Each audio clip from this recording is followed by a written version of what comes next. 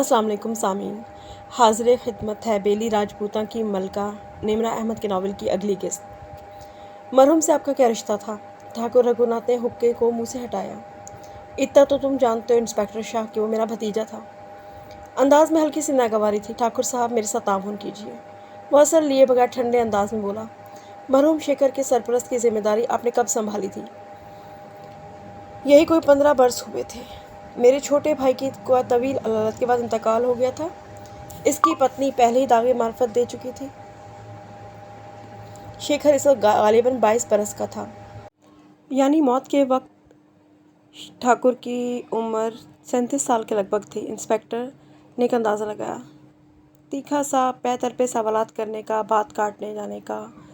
माया को लगा वो पहले से मिल चुकी है। दुरुस्त वो इस वक्त बच्चा तो था नहीं कि मैं उसकी निगरानी करता। कुछ अरसे बाद तालीम के लिए इंग्लिस्तान चला गया। पीछे से उसकी ज़मीन जायदाद मैं संभालता था। उसने गोया मुझे अपनी ज़मीनों का निगरान मुकर्रर कर रखा था। अगर उसे आप पर इतना ही एतमाद था तो किसी चंद साल पेशतर ज़मीनों का बंटवारा क्यों करवाया?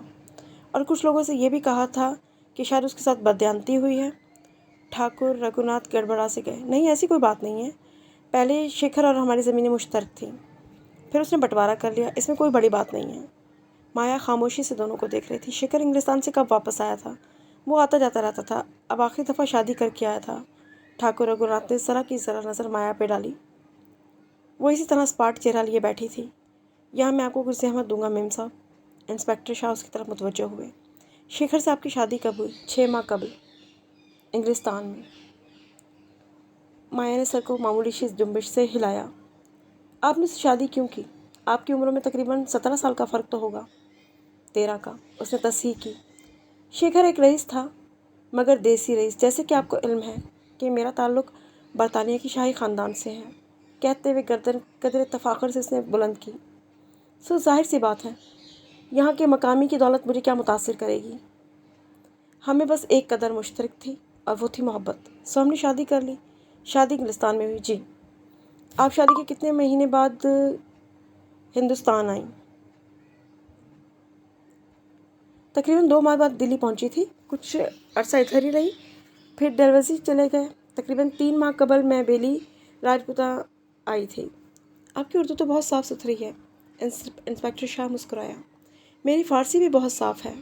वो आंखों में आंखें डालकर एतमाद से बात करती थी और ये अंदाज़ ऐसा था कि वो कहे बगैर ना रह सका।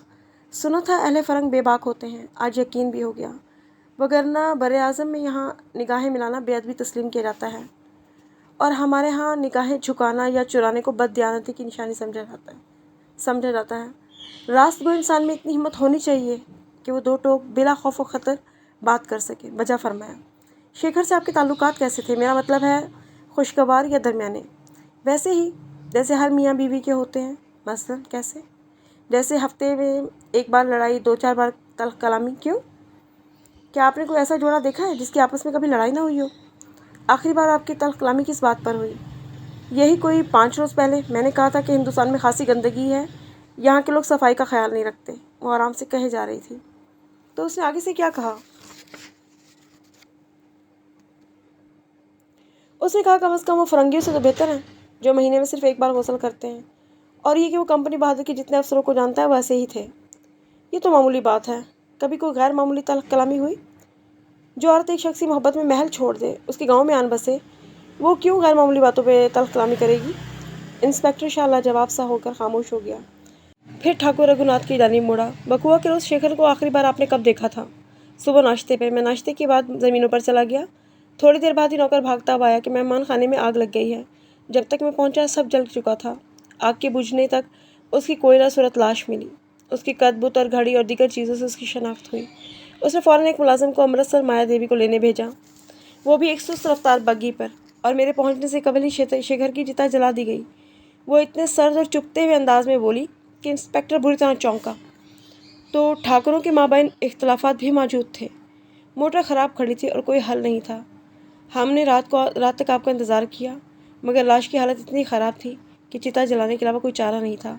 मगर मुझे रामनाथ ने ये नहीं बताया था कि शेखर मर गया है। मुझे सिर्फ ये बताया गया था कि शदीद इमरजेंसी है, शेखर ने बुलवाया है। मैं तो 2 रोज़ पहले ही कुछ काम से अमृतसर गई थी। पैगाम सुनकर जल्द अज जल्द वापस पहुँच गई, मगर तब तक शिखर की राख भी बाही जा चुकी थी। इस सारी बात से आपका मतलब क्या है माया देवी? इंस्पेक्टर ने सोचती निगाहों से उसे देखा। मतलब साफ है, मेरे पति को कत्ल किया गया। ठाकुर रघुनाथ बुरी तरह चौंके। हुक्का एक तरफ हटा दिया गया। शक तो मुझे भी यही है। बहरहाल मेम साहब, आपको किसी पर शक है? इंस्पेक्टर की बात पर वो पल भर को खामोश हुई, फिर नफ़ी में सर हिला दिया। नहीं, लेकिन मैं तफ्तीश का मुतालबा करती हूँ। ठाकुर रघुनाथ ने बेचैन होकर पहलू बदला। माया ने चेहरा उनकी तरफ मोड़ा। आपको कोई एतराज़ बड़े ठाकुर? वो कुछ कहते कहते रुक गए और नफ़ी में गर्दन को जुम्बिश दी। ये आग निहायत पुरसरार तरीके से लगी है। लाश का पोस्टमार्टम भी नहीं हो सका, लेकिन इंशाल्लाह कोई ना कोई सुराग मिल ही जाएगा। इसलिए मैं फजल इलाही को साथ लाया हूँ। उसने कोने में बैठे उमर रसीदा देहाती की तरफ इशारा किया। माया ने आंखें सुकड़ कर उसकी तरफ देखा। ये कौन है? ये खोजी है। इंस्पेक्टर शाह उठ खड़े हुए। अमले ने पैरवी की। मैं शिखर और किसी ऐसे शख्स के खुरे तलाशना चाहता हूँ जो परसों सुबह मेहमान खाने में आया हो। अब तक तो खुरे तबाह हो चुके होंगे। जी नहीं। बड़े ठाकुर ने यह अक्लमंदी की कि लोगों को जाए वादा से दूर रखा। किसी न किसी हद तक खुरे ज़रूर मिल जाएंगे, मुझे पूरी उम्मीद है। माया उठ खड़ी हुई। मैं ये कार्रवाई आपके हमरा देखना चाहूँगी। चंद लम्हे बाद वो इंस्पेक्टर शाह और खोजी के साथ कोयला हुए मेहमान खाने के सामने खड़ी थी। मेहमान खाना हवेली से हटकर बना था। उसकी चौखट के आगे बागीचे की घास थी। वहाँ खुरों का सवाल ही पैदा नहीं होता। मेहमान खाने का पिछला दरवाज़ा खुला था। मेरा कयास है कि उस शिखर पिछले दरवाजे से मेहमान खाने में दाखिल हुआ था। ये कमरा दरअसल शेखर की लाइब्रेरी था। यहाँ उसकी ढेरों किताबें थीं और वो फुर्सत में इधर वक्त गुजारता था। वो सीने पे हाथ बांधे खड़ी बता रही थी। उसका रवैया निस्बतन बेहतर था। वो जले हुए कमरे के अंदर होकर पिछले दरवाजे तक आए। खोजी दरवाजे की चौखट पर झुक कर देखने लगा। खुरे मौजूद हैं। आगे सारा कच्चा है। यकीनन खुरे मिल जाएंगे। फिर वो झुक कर देखता आगे बढ़ने लगा। वो दोनों पैरवी करते बाहर आए। माया को कच्ची ज़मीन पर मध्यम से बुझे बुझे निशानात दिखाई दिए। छोटे ठाकुर का खुरा मैं पहचानता हूँ, मगर इसके दो खुरे हैं। शिखर पहले दरवाजे तक आया, फिर पलट गया, फिर दोबारा अंदर गया, फिर वो पलट कर किधर गया? ठहरे, शुरू से देखते हैं। खोजी आगे बढ़ गया। ये दोनों खुरों से बचते इसके पीछे आए। ये देखें, ये शेखर ठाकुर चलता हुआ आ रहा है। अंदाज में सुस्ती, थकावट, आहिस्ता आहिस्ता चल रहा है। शायद किसी गहरी सोच में है। खोजी ज़मीन पर बैठे मीठे मीठे निशानों को देखकर बोल रहा था। उसका अंदाज ऐसा था जैसे सामने पूरी फिल्म चल रही है। माया ने निशानों को देखा। उसे कुछ समझ में नहीं आया। ये देखिए, अब चौखट से चंद कदम दूर ठाकुर रुका और कुछ देर जैसे सोच कर इस तरफ पीछे को मुड़ा। पहले वो हवेली के अंदर के रास्ते से इधर आया था, अब इस तरफ से बाहर को जा रहा है। तेज़ तेज़ चल रहा है, गुस्से में है। वो बोलते बोलते खुरों का पीछा कर रहा था। यूँ लगता था जैसे उसके अंदर कोई रूह घुस गई है और वो वक्त में पीछे जाकर लम्हे अमर कर रहा हो। अब वो हवेली के पिछले फाटक तक पहुंचा है। यहाँ रुककर उसने अपना जूता झाड़ा है। मुझे तो कुछ नज़र नहीं आ रहा। आपको कैसे इल्म है कि इसने इधर रुककर जूता झाड़ा है? माया बेजारी से बोली। खोजी ने सर उठाया। उसके खिजा रसीदा चेहरे पर तजर्बे की लकीरें थीं। उम्र गुजारी है इस काम में बिटिया रानी। बचपन में जो खुरे अपने बाप के साथ देखता था वो आज तक जहन में नक्श हैं। तुम्हारे अंग्रेज़ सरकार खोजियों की निशानदाही को बतौर सबूत नहीं मानती, मगर गाँव के हर दरोगे को हमारे काम का पता है। तभी तो आज तक थानेदार साहब हमें बुला लेते हैं। फिर वो झुककर मिट्टी को गौर से देखने लगा। ये अपने काम में पुरसरार हद तक माहिर होते हैं मेम साहब। उसने शाने उचका दिए, गोया हथियार डाल दिए हूँ। अब इधर वो जूता झाड़कर फिर से चल पड़ा। हवेली के फाटक के करीब उसे कोई मिला है। गालिबन मुलाजिम है कि ये नोकेली जूती का खुरा मैंने पिछली तरफ भी देखा है। उसने थोड़ी देर मुलाजिम से बात की, फिर शायद गुस्से में उसे झाड़ा। मुलाजिम सहम कर पीछे हटा। छोटा ठाकुर अब फाटक पार करके बाहर निकल आया है। वो हवेली से बाहर आए हैं। खोजी कमर पर हाथ रखते हुए सोचती हुई निगाहों से खेतों को देखने लगा। खेतों के अंदर से शायद कोई खुरा ना मिले, मगर नहीं, वो पगडंडी से इधर जा रहा है। यहाँ बहुत से खुरे एक दूसरे पर चढ़े हुए हैं। लोग इधर उधर गुजरते रहते हैं, मगर मुझे देखने दीजिए। वो दोनों खेतों के किनारे खड़े हो गए, जबकि खोजी पंजों के बल ज़मीन पर बैठा मट्टी की ज़बान पढ़ने लगा। और फिर जब ये ज़बान पढ़ते पढ़ते खेतों के इख्तिताम तक पहुँच गया तो इशारे से इन्हें अपनी तरफ बुलाया। वो पगडंडी से गुजरकर इस तरफ आया। यहाँ से आगे खुरे वाजे हैं, मगर इस खुरों पर उसका अपना ही खुरा चढ़ा हुआ है। मतलब छोटा ठाकुर बाद में इन्हीं कदमों पे वापस भी आया और इन्हें अपने पीछे लिए झुक कर मट्टी को देखता आगे बढ़ रहा था। फिर एकदम रुक गया। दरोगा साहब, वो कच्चे रास्ते की तरफ मुड़ गया है। गाँव के तो सारे रास्ते कच्चे हैं। माया हैरानी से बोली। नहीं बेटिया रानी, हम रास्ते को बोलते ही कच्चा रास्ता है। हम उस रास्ते को कच्चा रास्ता बोलते हैं जो मुसलमानों के पुराने कब्रिस्तान की तरफ जाता है। आगे चलना दरोगा जी। खोजी शशोपन में मुब्तला पूछ रहा था। हाँ, चलना है। ऐसा क्या है कि आपको सोचना पड़ गया? मगर दोनों ने माया की बात का जवाब नहीं दिया। वो कच्चे रास्ते पर चलता पुराने कब्रिस्तान की तरफ जा रहा है। इधर उससे आकर कोई मिला है। अब खोजी बैठकर बगौर निशानत को देखने लगा। आने वाला ऊंचे कद का मर्द डेल डोल अच्छा है। उसने ठाकुर शेखर से मुसाफे के लिए हाथ बढ़ाया, मगर ठाकुर पलट गया। फिर चंद कदम वापस मुड़कर फिर दोबारा नवारित की जानिब आया। यहाँ लगता है जैसे नवारित काफ़ी देर हुई उसके इंतज़ार में टहलता रहा है। अब ठाकुर ने उससे हाथ मिला लिया या गले मिला है, या नवारित ने उसके शाने पर हाथ रखा है। अब ये दोनों साथ साथ चलते इधर तक आए हैं। सामने पुराने कब्रिस्तान का लकड़ी का खस्ता हाल फाटक था। इसका ताला टूटा हुआ था। वो यहाँ काफ़ी देर खड़े बातें करते रहे। फिर दोनों में लड़ाई हुई, शायद हाथापाई भी हुई। अब शेखर ने मुकाबिल को इधर धक्का दिया और तेज़ तेज़ चलता वापस आया। अंदाज में गुस्सा है, ये कहकर खोजी खड़ा हो गया और कपड़ों से मिट्टी झाड़ दी। उसके बाद तो आपको इल्म है कि ठाकुर वापस मेहमान खाने में चला गया।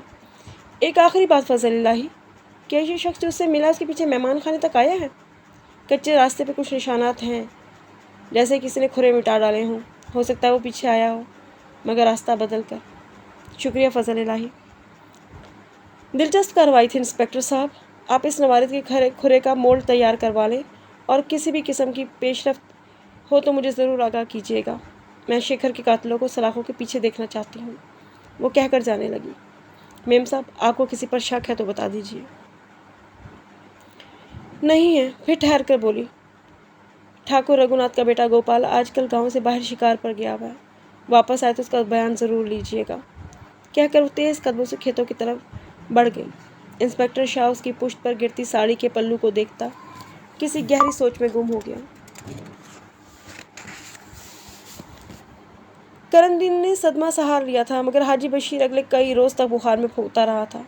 गांव वाले इसकी आदत के लिए आते तो वो अपने हमरा कई कहानियां दूसरों को सुनाने के लिए लेकर पलटते। कोई कहता इसके देखते ही देखते कब्र शक हुई, अंदर से कोई भूत निकला, उसका कद 10 फुट था, उसने मंत्र फूंक कर हाजी बशीर को बेबस कर दिया। इन्हें चित करके वो खौफनाक कहके लगाता रहा और आसमान तक उड़ता चला गया।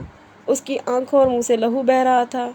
बात अपने हुजम से कई गुना बढ़कर बेली राजपूता के चप्पे चप्पे तक फैल गई थी। हाजी बशीर को उसकी बीवी, बच्चों, मौलवी ने कई बार दम कर किया, तब वो जाकर संभला। लेकिन गांव वालों ने पुराने कब्रिस्तान के करीब से गुजरना भी छोड़ दिया। जो बात पहले दबी दबी ज़बान में कहते थे, अब उसका सबूत इन्हें मिल चुका था। उसने बालकोनी की जानिब खुलने वाले दरवाजे को धकेला।